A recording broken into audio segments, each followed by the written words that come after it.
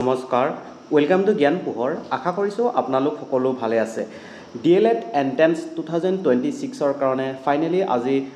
নটিছখন ওলালে গতিকে বলক এই নটিছখন ভালকৈ ডিসকাস কৰোঁ ইয়াতে চাব পাৰিব মিনিমাম এডুকেশনাল কোৱালিফিকেশন ইয়াতে সুন্দৰকৈ উল্লেখ কৰা হৈ আছে আপুনি হাই সেকেন্ডাৰী পাস কৰা হ'ব লাগিব আৰু আপোনাৰ এগ্ৰিগেট আপোনাৰ পাৰ্সেন্টেজটো কিন্তু 50% আপোনাৰ মাৰ্কস থাকিব লাগিব অৰ্থাৎ হাই সেকেন্ডাৰীত আপোনাৰ 50% মাৰ্কস লাগিব কিন্তু আপুনি যদি SC ST বা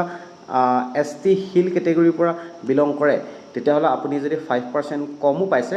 হাই সেকেন্ডাৰী তেতিয়াও আপুনি এই এন্ট্ৰেন্সটো দিব পাৰিব আৰু ইয়াতে বয়সৰ সীমাটো ধুনিয়াকৈ উল্লেখ কৰা হৈ আছে আপোনাৰ বয়স যদি 18 বছৰ তেতিয়া দিব পাৰিব আৰু আপুনি 34 ইয়াৰ্স যদি আপুনি হৈছে হিমানলৈকে আপুনি দিব পাৰিব আৰু ডেটটো হৈছে 2026 ৰ 1 জুলাই এই 1 জুলাই তাৰিখে আপোনাৰ মিনিমাম কিন্তু 18 বছৰ বয়স হ'বই লাগিব তেতিয়াহে আপুনি দিব পাৰিব আৰু ম্যাক্সিমাম 34 লৈকে দিব পাৰিব দেই কিন্তু SC STP আৰু ST হিলৰ ক্ষেত্ৰত 2 বছৰ ৰিলেক্সেশন আছে দেই তাৰ পিছত ৰিজাৰ্ভেশন আছে ইয়াতে চাব পাৰিব reservation for seat for the candidate belonging to reserve categories including OBC, MOBC, SC, STP, ST Hill person with disability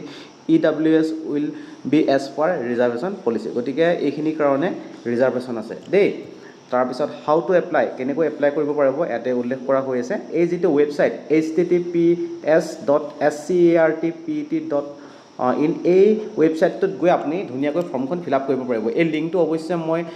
comment সেকশনত দি দিম আপুনি ডাইৰেক্ট তাত সোমাই গৈ ধুনিয়াকৈ আপুনি ফৰ্মখন ফিল আপ কৰিব পাৰিব আপোনাৰ এপ্লিকেশন ফিজটো পৰিব 600 rupees গতিকে 600 টকা আপুনি পেমেন্ট কৰিব লাগিব আৰু ইয়াতে ইম্পৰ্টেন্ট ডেট হ'ব সুন্দৰকৈ দিয়া হৈ আছে আজিৰ পৰা অৰ্থাৎ 21 মেৰ পৰা ফৰ্ম ফিল আপ আৰম্ভ হৈ গৈছে আৰু জুনৰ 10 তাৰিখলৈকে আপুনি ফৰ্মখন ফিল আপ কৰিব পাৰিব তাৰ পিছত যেটো এডমিট কাৰ্ড হ'ব প্ৰি এন্ট্ৰি টেষ্টৰ হে এডমিট কাৰ্ডটো আপুনি জুলাই 5 তাৰিখৰ পৰা আপুনি ডাউনলোড কৰিব পাৰিব তাৰ পিছত আপোনাৰ date of pre entry test এটো 4 নম্বৰ দিয়া হৈ আছে চাব পাৰিব জুলাই 12 তাৰিখে আপোনালোকৰ এন্ট্ৰেন্স এক্সামটো কণ্ডাক্ট কৰা হ'ব আৰু ৰিজাল্ট দিব জুলাই 27 তাৰিখে গতিকে বহুত বেছি দিন এক্সাম হলে নাই আপুনি ভালকে পঢ়াওনা কৰি থাকক মই অৱশ্যে ইয়াৰ আগৰ এটা ভিডিওত ভালকৈ ডিসকাস কৰিছিলো যে আপুনি DLED কোড কৰিব পাৰিব কোন কোন ডিস্ট্ৰিক্টত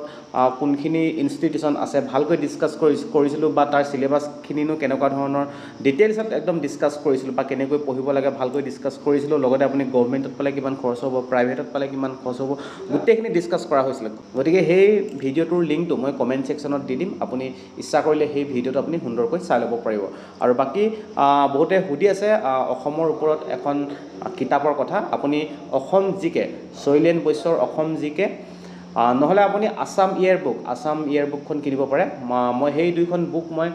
ডেসক্ৰিপচনত লিংকটো দি দিম আপুনি সেই বুক কেখন ধুনিয়াকৈ আপুনি